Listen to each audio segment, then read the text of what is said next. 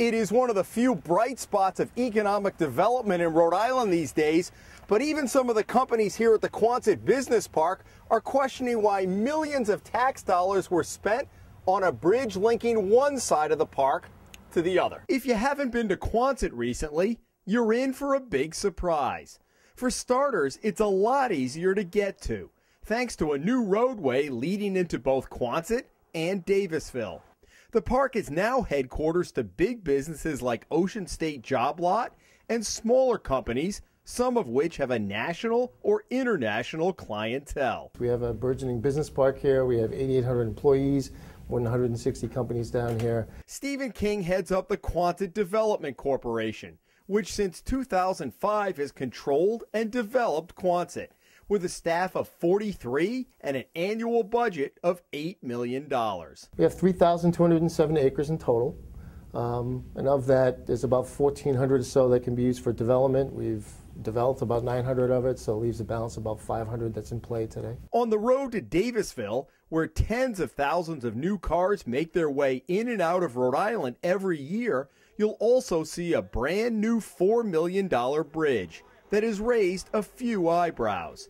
A handful of companies inside the park have contacted the Hummel Report since construction began in early 2010, wondering about the bridge and why it was being built. It's a great industrial park with a lot of businesses, and we actually have a lot of customers here. Richard Kazarian likes Quonset so much, he moved his industrial supply business here 6 years ago. We saw the new road 403 come in. The park has grown, businesses come in, and there's actually a lot of good, interesting businesses here. But Kazarian and others who contacted us are baffled why the corporation spent millions of dollars to connect one side of the park to the other, when he says drivers can access other roads to accomplish the same goal. Well, the first reaction was we nicknamed it the Bridge to Nowhere. I guess there is the question of the railway that goes through the park and other safety concerns, but it's only every now and then that the train goes through with the automobiles coming in by the carriers.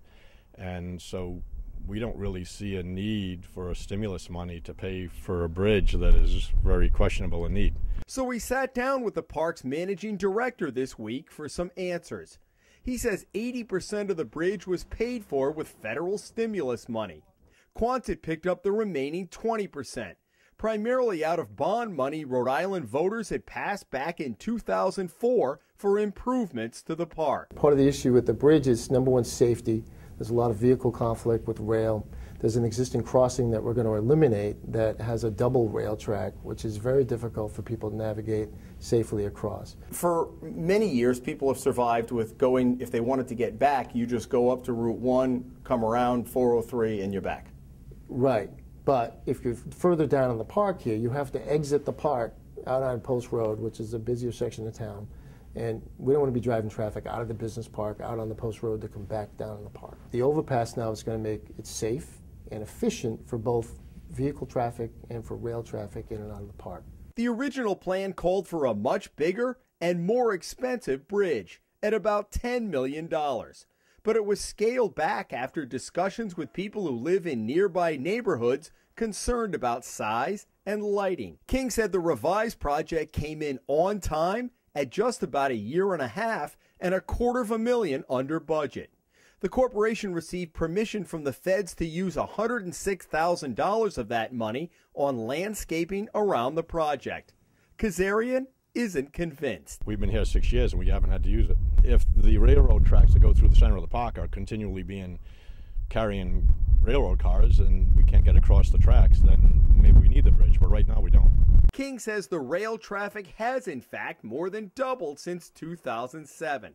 Some of it splitting and going to Quonset, the rest to the Autoport at Davisville. More importantly, he says, the new bridge will help him attract potential new tenants on that end of the park. If that stimulus money had not been available, would you go forward with this anyway?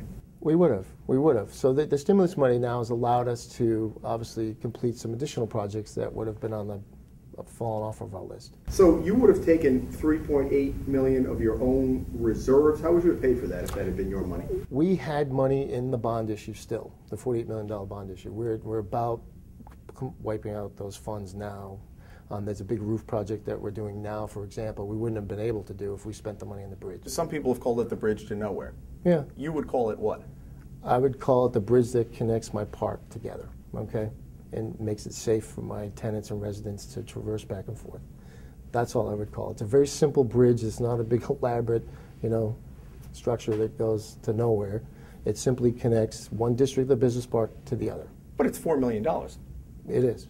And we could go through the $900 billion that was spent on the stimulus and argue about every single project on the list, I'm sure. And for the record, the bridge officially opened to traffic last week.